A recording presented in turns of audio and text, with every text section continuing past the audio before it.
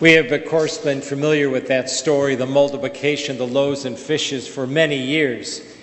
But I want you to zero in on one phrase there. It's the phrase that Andrew says to Jesus.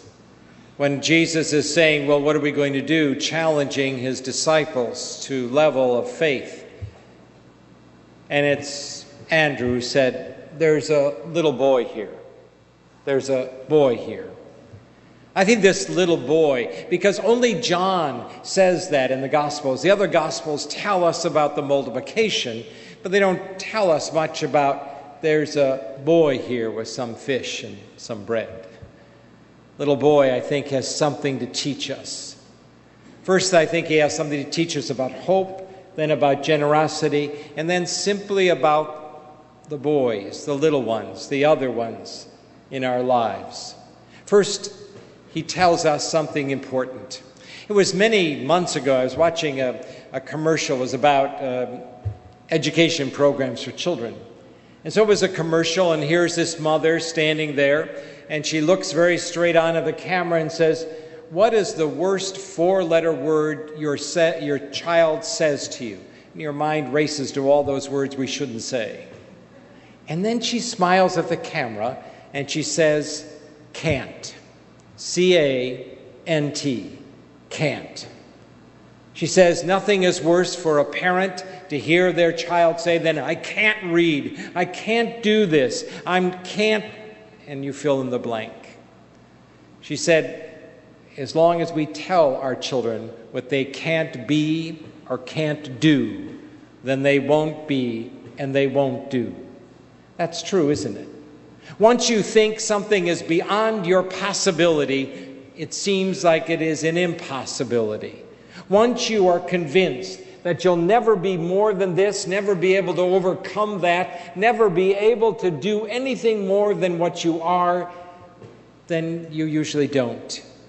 This little boy reminds us of something beyond what we see or think is possible. Now, Andrew, when he is asked, like all the other disciples, what are we going to do? Where are we going to get food for all of these? He is like the same as all of the ones on the hillside. He doesn't have much insight either. Where could we possibly get enough food for all of these to be fed? There is not much hope in those words, not much insight, imagination. Not much that says, I believe God can do wondrous things, things I have never imagined. No. Well, I don't know, Lord. What are we going to do? He does then finally say, but there is a boy here. But what good is this among so many? He doesn't have much hope.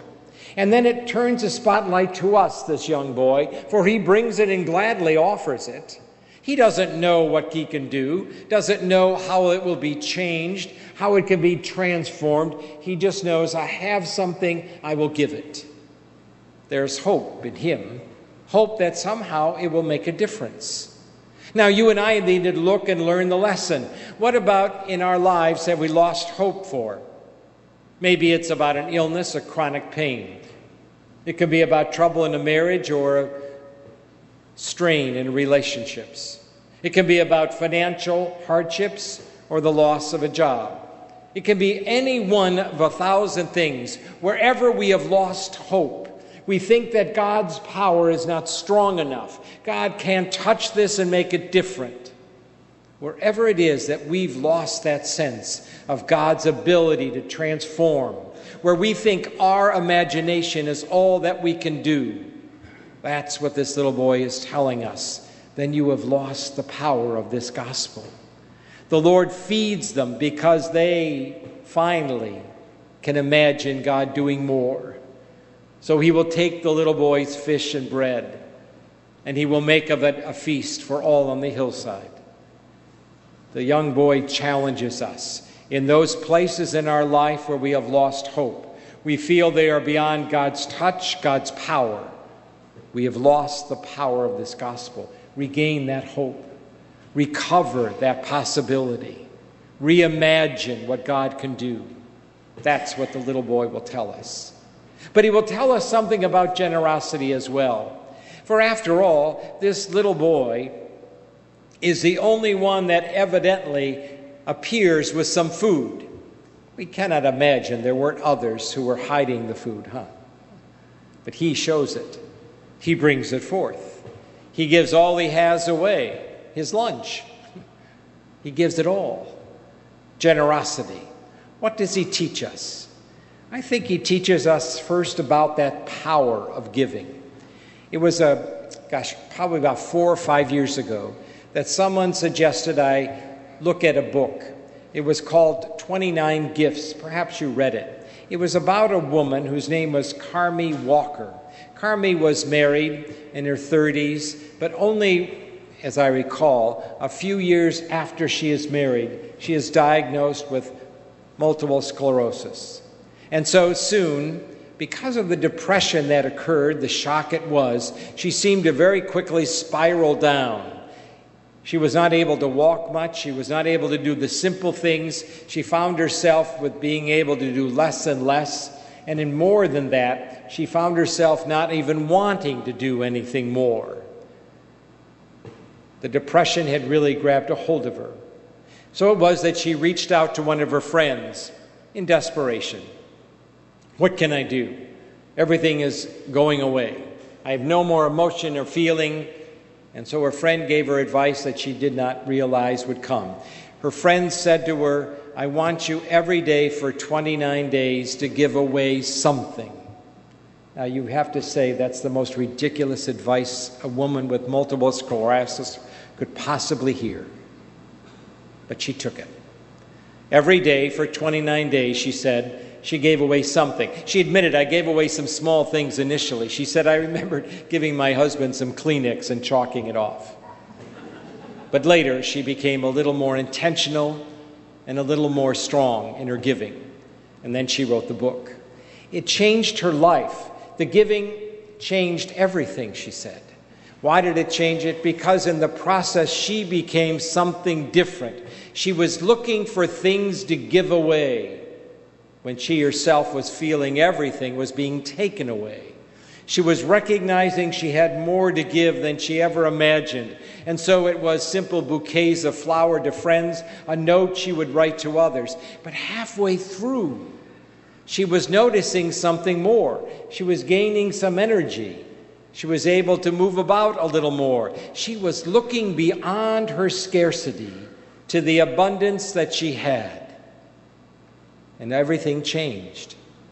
And by the time she ends it, as she writes in the book, she was able to return to some form of work. Now, she was not cured of the disease by any means. She would still struggle and have to strive, work hard at overcoming its limitations. But it had been dramatically reduced because of her ability to be generous. And she says, we often define ourselves by our scarcity. When I stopped doing that, she said, I began to see the abundance. The little boy would tell us the same thing. And then challenge us. Are we defining ourselves by what we aren't and don't have, our scarcity, or by the abundance that we do, the blessings we are, the gifts we have, what is already in our hands, not what is slipping through them or was never there in the first place? Carmi Walker changed, and she has an organization of people. 29 days, giving something away, made her focus on others, not herself. So too the little boy. It's not about my lunch, it's about feeding many on a hillside. Generosity changes us. It makes us something more than we are. And the giving away is not just about giving and generosity. It's about healing and wholeness. But the little boy tells us something else. He challenges us to say, do you think that the little you have just isn't good enough? In other words, do you think you're not good enough? That's what he is saying. And many of us think that's true. I'm not good enough. I'm not as good as that one. I'm not as good as this one. I'm not as talented as that one. And that all may be true. But it's not true to say that I'm not good enough. I may be just what God needs. A little boy on a hillside. Do you really think that's enough? Andrew didn't, probably most of the disciples. But it was enough. And so the little boy challenges us who think we are not enough or what we have is not enough to say, maybe you better look again. What you are, who you are, may be all God needs. Just bring it. Let God do what God does best. Touch it, enrich it, bless it, and make of it more.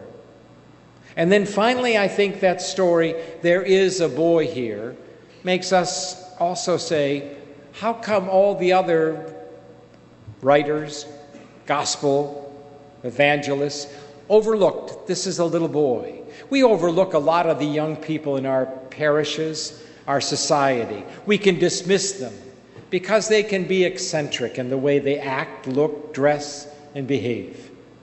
But truthfully, so did we. We can overlook them as gifted and talented individuals who want to be a part of our church, a part of our lives, and we often are telling them what they aren't, the scarcity, and not what the abundance they are, the blessing they are for us. We need them as a part of our community of faith because when we are weak and weary, they are strong and enthusiastic. When we are cynical and grown tired of what is, they tell us of impossible things that they want to accomplish. There is a boy here, and there are many young adults and young people here. We want them to be our greeters and ushers. We want them to be our Eucharistic ministers. We want them to sing in our young choirs. We want them to take part. But we'll have to encourage them, as did finally Andrew. There is a boy here. I wonder who we could say, I have someone here. Or we can encourage them and say, but you are enough. You could do this. That's part of that little boy's legacy too. There is a boy here. There is a girl here. And they need to serve the Lord in some way. They may be reticent. They may be hesitant. They may not feel that what they are is good enough. But the Lord is tugging at their hearts, even if they're trying to silence the voice. Maybe we could encourage them to listen to the voice and do what God wills by doing what God asks. Bring what little you have and let the Lord take the rest. There is a boy here that had a lot to say to me, and I think it does to us, reminding us to renew our hope, deepen our sense of generosity, recognize the goodness and not the scarcity that we are, and then to look around and see there are a lot of little boys, others who want to bring their gifts. We need to encourage them. These young boys and girls, these old men and women, all need to bring their gifts to the Lord.